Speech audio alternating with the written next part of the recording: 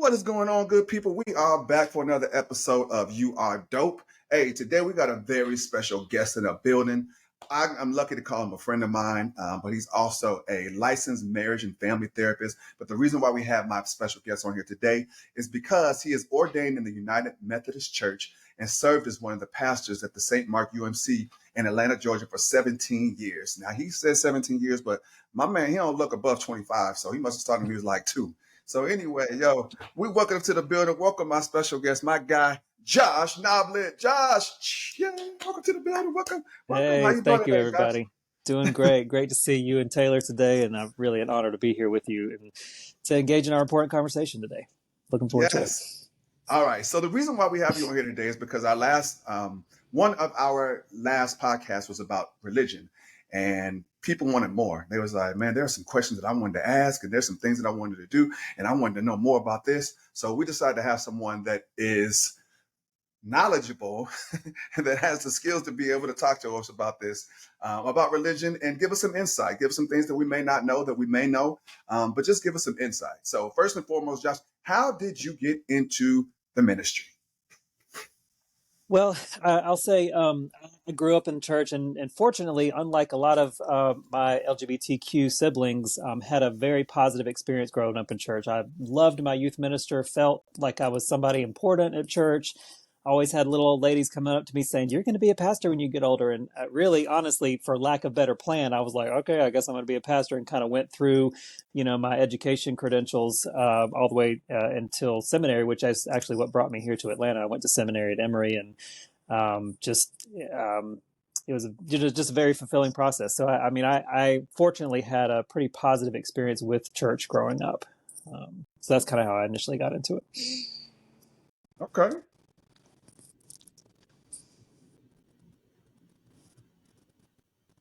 Taylor? I know you said you and some of your siblings are part of the LGBTQ plus community. So I know personally when I was going to church, there was a lot of discourse and just negativity surrounding the LGBTQ plus community. So what is your beliefs when it comes to Christianity in the community? Like, how do you intersect and how do you encourage them to keep on going to church and stuff like that? Mm-hmm.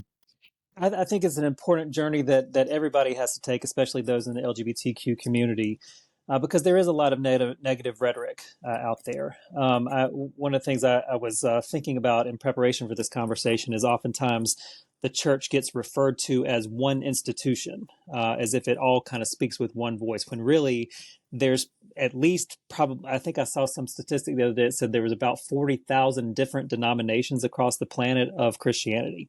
Wow. We're so splintered in a way that our Jewish brothers and sisters and our Muslim brothers and sisters are not as splintered as we are. It's just sort of the nature of what it means to be, part of the Christian diaspora, if you will.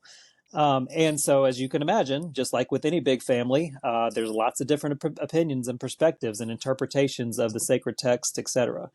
I think that historically, at least in the United States over the past few decades, those who have been a bit more conservative when it comes to LGBTQ and other social issues have had the microphone and the cameras on them.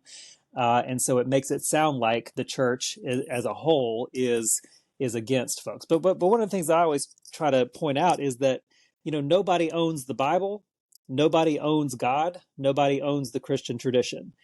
And those who might suggest otherwise are mistaken, and that each person has to do their own work to engage the text, to engage tradition, and to journey with their own questions in their discernment with the divine, or where they fall on that map. Okay. Thank you so much, Josh, for answering that. I appreciate that. So even though I know that you mentioned that you didn't have necessarily any of these struggles that maybe your brothers and sisters or your siblings may have had being a part of the LGBT plus community, did you ever have or did you ever see them struggle with it or struggle with religion and have those hesitations about joining being a pastor or ministries because you've seen their struggle? Of course. I mean, there's some, I would say that probably the source of most of the homophobia and anti-gay rhetoric that we see, and certainly anti-trans rhetoric that we see, has roots in Christian theology, at least in the United States. It's very, we see a lot of hateful rhetoric and folks that have taken their lives because of what they've heard and feeling like they're either going to hell or that they're an abomination or that they're somehow not worthy, which in my view just goes completely against the essence of what the Christian tradition is supposed to be about. It's about love, and when folks come to the conclusion that my life is not worth anything and I need to end it, we really got something wrong in the Christian tradition. And we really, that's just not at all what it's about. But yeah, so to answer your question, I mean, I think there's a lot of church traditions, and that's not to say, I mean, I didn't mean to sort of paint sort of a rosy color sort of picture of my upbringing. I mean, I was in the closet certainly all the way through. I came out of the closet actually in seminary, and part of what worked for me at church was it was fun, and I felt I had a leadership opportunity, and I had friends, but when the issue of homosexuality would come up, it wasn't a hellfire brimstone kind of thing, but it was certainly implied, if not stated explicitly, that it was inappropriate at best. And so, I kind of carried that with me and hid that part of myself because I had a lot of value in the other aspects that I was getting from my church community. A lot of people that really cared for me and raised me and sort of formed me into the, through a servant leadership lens, which I think is really valuable. And so, I think we live in times right now that are kind of what I might think of as dualistic in our thinking, either this or that versus both and that's one of sort of as a sort of in the second half of my life, I've been sort of thinking about, kind of what it means to live into the both and versus the either or, Okay.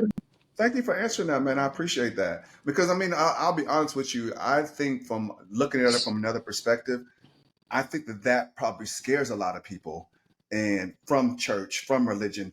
And so you being a part of our community and saying, no, I still wanted to be a pastor. I still wanted to study. I think that's unique because a lot of people will be afraid to do that, especially in this generation these days. People are just afraid. People are afraid to reach out to churches. People are afraid to reach out to religion because they're afraid they're going to get ridiculed. They're afraid that, they're not going to be accepted. And so I think that's very commendable that you're didn't let that stop you from doing what you needed to do and saying, nah, I can make a difference or I enjoy this or whatever the case may have been. So very commendable. I appreciate that. I guess just to piggyback off of that question, I was going to ask you, what are some things or what are some suggestions for those who have stepped away from religion or the church because of those thoughts and certain beliefs? Yeah.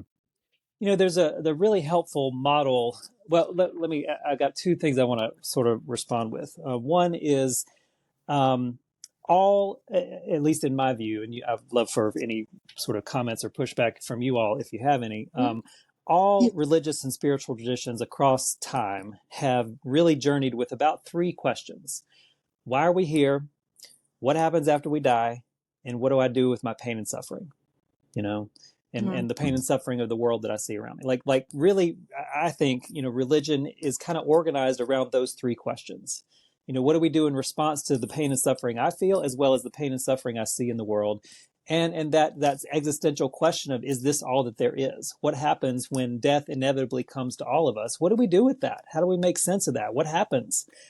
And, that sense of purpose. Like, I think as humans, we all need a sense of purpose, a reason to get out of bed every day, a reason to feel like that we belong and that this is going somewhere, that we're moving towards something. And so those are I guess I invite folks to kind of zoom out and examine those questions instead, because I think religion in many ways, to our detriment, has, for some traditions, become a checklist of do's and don'ts, which again, I think is missing the point. Or subscribe to this belief system. And if you just believe or think this way, it doesn't matter what you say or do, just believe this and then we're done.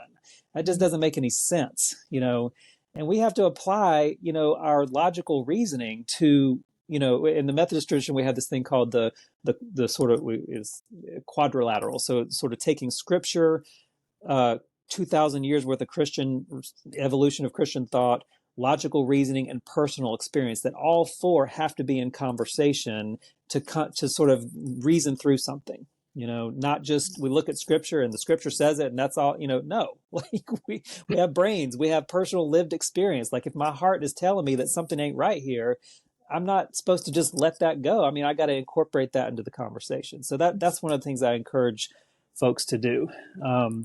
So anyway, that's an initial, I guess, response, Taylor. Okay. So does that ever? I mean, that look. I mean, as I was growing up, the Bible was supposed to be like, this is in stone. This is the Bible. You got to go right by the Bible. And as I got older, I'm like, I'm questioning that a little bit. I don't know about that right there. But I mean, to those people that are like, no, you're supposed to do exactly what the Bible says. And, but what I feel, I'm kind of piggybacking. What I feel is that people weaponize the Bible. It's like Of they course. use it Yeah. to get their point across. But I don't know. I believe that the Bible and all the Quran and all those other things, they're meant for a template of how we should live our lives and how we should do certain things. But when people start weaponizing it, it makes it very dangerous and it makes it very scary, especially for people that aren't in the religious background, because you're like, I'm going to hell if I do this. I'm going to hell if I do that, because they're reading it literally. So do you believe that what should people do to not take things so literally from the Bible? What can they do better? Yeah, ever since, as long as I can remember, and certainly in seminary and beyond, I have been kind of on a lifelong crusade against what I would call fundamentalism, biblical fundamentalism, which means that it says it right there and therefore it is, without having any intellectual curiosity about, well, first of all, who wrote this?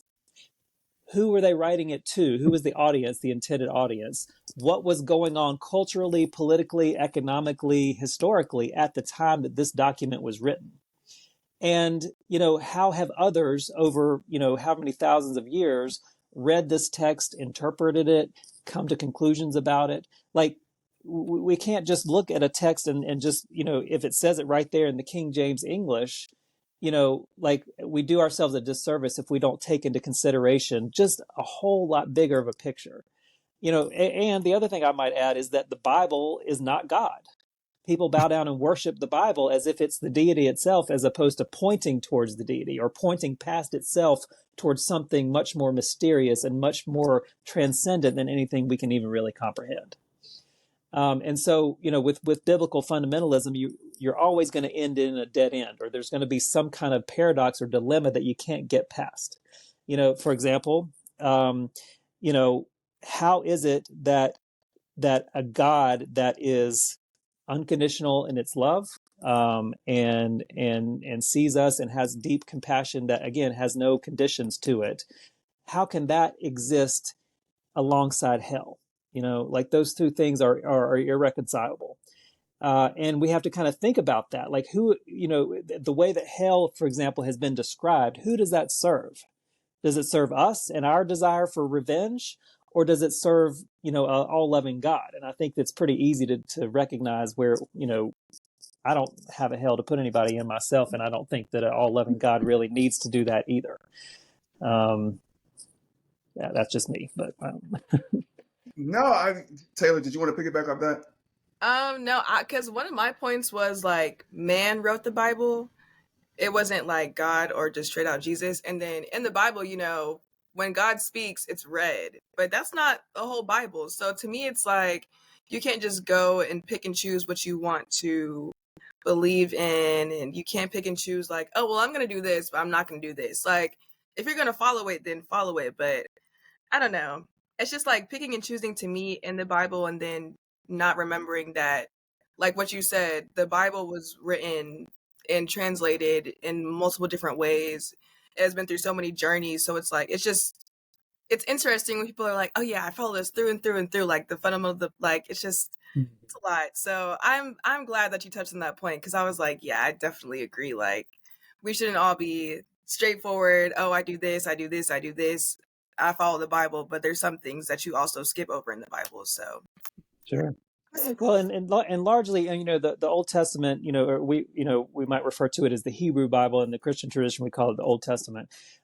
Is you can't take one passage in that Old Testament without surveying the entire body of literature because it's a journey. It starts out way back in Genesis, which, in many ways, I don't really need the creation story to have happened in exactly the order that it says. And by the way, there's two different orders of creation, the creation story in the first couple of chapters of Genesis. So like, which is it? It's like, Right. if you're a fundamentalist, you run into a problem right there at the very beginning. Like, did it happen in this order or did it happen in that order? We don't know. And I don't need it. That those details don't mean that it's not true to me, like in terms of the point being that God created this. And, it was good. It was good. It was good. It was very good. They talk about this concept of original sin, but even before original sin, there was original goodness. Like that's the very beginning, and we don't really talk about that, we don't talk about that enough, I should say. Yeah. But I guess the point I'm trying to make is like that we start there and see the collaborative journey that the Israelites in that case and God sort of went on together and how they grew in their relationship with each other. Relationship is the point, Yeah. and then that anyway. So I could preach about that all day, but Okay, wait. So where did Oh, go ahead, T. Go ahead. Go ahead, T. sorry. Okay, this might be a little loaded. And I also recognize that you're not African American, but He's not? last time I checked, I wasn't. I think one thing that has been taught to me or that I've started to learn, well, not started to learn, but especially has been enforced in like, hey, remember this, when I went to Howard HBCU, was that Christianity and slavery was like kind of forced upon us as a religion. So I kind of want to get your take on how that came about and just how Black people may receive Christianity and how it's evolved. Mm-hmm. Well, so certainly through the transatlantic slave trade, 400 plus years of folks being forcibly removed from their homelands and sold into slavery and brought to the United States. I mean, that Christian tradition was forced upon them. And it's also true that the Christian tradition existed on the African continent thousands of years before the transatlantic slave trade was even a thing. So for example, the Coptic Church in Ethiopia is the oldest Christian denomination that there is, even predating the Roman Catholic Church. Okay. So that's in Ethiopia. So that's in the African continent. Mhm. And in the transatlantic slave trade, you don't need me to tell you that the Christian tradition was, or at least a version of the Christian tradition that emphasized slaves obey your masters as a way of sort of, giving permission for that horrific slave trade to continue, was forced. I went to South Africa a few years ago and was sitting in some seminars with some clergy there. And one of the things that they pointed out was that in South Africa, the Dutch Reformed Church provided the theology that gave permission for apartheid to continue. That the way that they interpreted the text, the way they generated theology gave permission for, it sort of gave moral permission for that horrific form of government to continue as long as it did. I think the same thing was true, certainly with, even in my own home tradition of, the Methodist Church, which has, taken on several different forms over the years, certainly the Baptist tradition. I mean, any Catholic tradition, the Pope declared, that Spain could have this and, England could have, like that these were political calculations that were made by those in religious authority. And anytime we are focused on making money and acquiring possessions, there's greed. And I think greed kind of hijacked the entire thing. Now, in spite of that, you had, so many folks that were able to see through the BS of that and see the truth, the elements of truth that exist in the Christian tradition and really elevate that, like the story of the Exodus and how that really resonates, I think, with the heart of the Black church, is that God is the liberator. God is the one that is here to bring us out of bondage and celebrate us and liberate us and that kind of thing, among many other things. But that's more, I think, of credit to Black theologians, Black folks in the Christian tradition who have taken what was meant for oppression and transformed it into something liberating. Thank you and so much. It's powerful. Yeah, it's really powerful. Very, very powerful and scary. I mean, it's just what's scary to me in all that is that, how people, like you said, Josh, I mean, you use it to obey your master, don't fight back, don't do that. And they use that against slaves so that they wouldn't. And so I just find it interesting that even in that, slaves were still able to find some good in the religious, in the Bible, in religion. Mhm. So I thought that was very interesting that they had the tenacity and enough to say, hey, you know what, there's some good stuff in here and I'm gonna follow that. So I think it's all interesting, man. The Bible, religion, it's all interesting. I think that it can be scary in the wrong hands, to be honest with you. And we've seen that over the years that people have taken advantage of it. And that's scary. And that which leads me back to talking about the LGBT plus community. So what advice, Josh, would you offer a young man or woman that is in the community that is looking to join a church but is afraid that they won't be accepted? Yeah. So first of all, my heart goes out to those folks. And there's so many. And one of the things that I was so proud of at St. Mark United Methodist Church, where I served for 17 plus years, was that we were unapologetic in our welcome of LGBTQ folks, at least during the time I was there. We had a big pride flag on the bell tower. I mean, it was sort of a very clear sign. I mean, I think a lot of gay folks just assume that churches are unwelcome unless it is explicitly stated otherwise. Yes. But I would just encourage folks to do a little bit of homework, get on the internets and do a little typing and sort of just see, because there's lots of churches that, if you just type in, welcoming and affirming church or gay friendly church, a whole list will come up, all over the country. So that might be a great place to start. And I don't know about you all, but I'm not somebody that is willing to take no for an answer a lot of times. And, like that we have to own that our own lived experience is just as worthy as anybody else's, that we are in fact chosen people because we were chosen for existence. Not because we make certain words with our mouths or we say we believe things, but we are chosen because we are alive. Mm-hmm. And that is worthy enough right there, full stop. And for us to own that and believe that for ourselves before trying to sort of outsource that validation to some church or some pastor. That when we show up with that assumption that I'm just as legit as anybody else is, then it sort of changes what it is that we need from church. And that I'm not willing to take. I'm not willing to settle for some church that might sell me a bill of goods that suggests that me and my family, my relationship, my loved ones, or whatever, are somehow less than others. Great answer, man. And I'm gonna piggyback off that a little bit. And this is something that my therapist, shout out to my guy James, love you, my guy. Yo, this is what he told me. He said, Sharif, he's like, you take a cake, and I'm gonna mess this whole analogy up, but I'm gonna do my best. But he said, Sharif, you could take a cake. And you take all of the mixings that's in the cake. You got the eggs, you got the batter, you got the water. He was like, that right there is enough. He's like, but you put the icing on the cake, and that's exactly what it is. It's just icing on the cake. So everything that you got inside of you right now is already enough. So people that are looking for outsourcing communities and can't find something, everything that you need is already inside of you. And everything else is just icing on the cake. So shout out to my guy, James. I hope that I did not mess that up, but that really stuck on me. I was like, damn, no, he was right, because he was referring to myself. And he was like, Sharif, no, everything, you are already enough. Everything else that you do is just icing on the cake. So yeah, that's right. I love that. It. Yeah, I love that. Okay, so I have one question. Sorry. Okay. And you might not have the answer to this, but I did just want to ask. I did get this question also from my mother. Shout out to Chantel. But she wanted me to ask, if God is all-knowing, what is the point of prayer? He's already predestined from the day that we've been born. So what's the point of it if he already knows, what's going on here, or I know what's going on in 5 minutes, what goes on in 30 seconds, So what's the point of prayer? And, I hope this happens. But he already knows what's going on.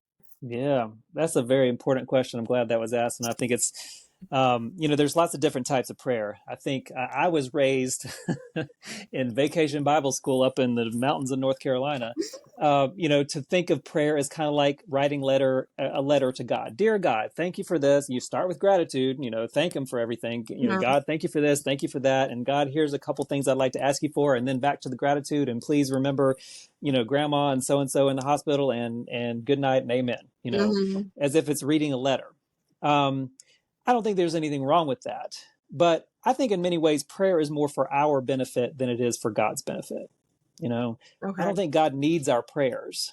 That prayer is more about us getting plugged back into the source, you know, and I think an image that was given to me, a metaphor that was given to me to describe prayer was like this. It's like, think of yourself walking down a street in the middle of a cold rainstorm and you don't have a jacket on and you're shivering and you're wet and you know it's just cold, and you come across a place where there's an open door with some soft light coming out, and you just somehow intuitively know that you're invited to go in.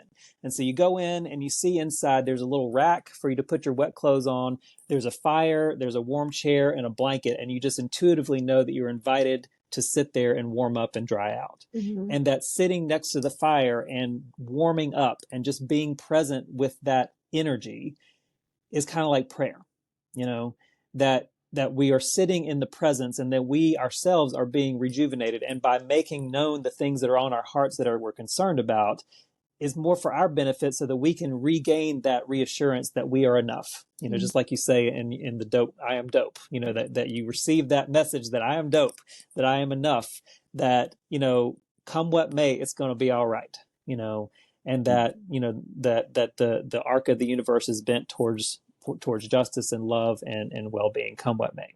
You know, and in that way, it just sort of reframes what we're doing in that prayer transaction, I guess. Right. Not that there's anything wrong with praying for somebody or asking God for something, but Mm-hmm. you know, God is not somebody to be lobbied. You know, you don't petition God and God gets enough prayer requests in. Well, then that's a green light. That's just not how it works. You know, so I don't know if that responds to the question or not. No, definitely. Thank you. Mm-hmm. Yeah, I've done that before. I've been like, man, I know God got a lot on his plate right now, so I'm not even gonna ask him for this. I have definitely done that before. But now, I mean, Josh, I think that you have really gave us some good education and great answers to all of your questions, and we really appreciate you being on here today for us. I got one more question for you, and that is, and Taylor, I don't know if you have any more, but that is with the suicide rate in teens in the community being twice what it is with the heterosexual community, heterosexual teens. Why do you think that the community, the church, the religious background has not done a better job of embracing people that are in dire need, people that are hurting, people that, you know, again, suicide twice is what it is in regular home, in normal heterosexual teenagers than it is in the LGBT plus community? Why hasn't the church done a better job of accepting those teens?